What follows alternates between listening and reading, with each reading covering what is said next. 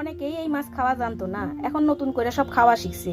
এর মধ্যে দিয়া দেবো একটুখানি ভিনিগার, রসুন, আদা, আর দিয়া দেবো গোলমরিচের গুঁড়া, সামান্য একটুখানি নুন, আর দিয়া দেবো একটু গরম মশলা গুঁড়া দিয়ে 8 ঘন্টার মতন মাইখা রেখে দেবো।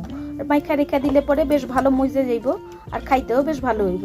আমগো সময় 10 টাকা করে কেজি ছিল, এখন তো অনেক দাম হইয়া গেছে, তবু মানুষ খাইতেছে। কি করবে, বেশি করি নাই, অল্প কয়টা করছিলাম। দিয়া দিছি 2 চামচের মতন ময়দা, 2 চামচের মতন বেসন, একটু চিলি ফ্লেক্স, রসুন বাটা, আদা বাটা, আর সামান্য একটুখানি ধনিয়া পাতা কুচি। ব্যাস, এর মধ্যে দিয়া দিলেই যথেষ্ট। একটু গরম তেল ফালাইয়া দিবেন, তাহলে ব্যাটারটা আরো ভালো হইব খাইতে, মচমচা হইব খাইতে। এর মধ্যে গরম তেলের মধ্যে এপাশ ওপাশ ভাইজা তুলে নিবেন। যারাও খাইতে জানে না তারাও খাইয়া দেখবো যে খুবই সুস্বাদু। আর এক একটা খাইলে পরেও বুঝতে পারবো না যে কি খাইতাছি। সুন্দর লাগে বেশ খাইতে। একটু সামান্য একটুখানি দিয়া দিবেন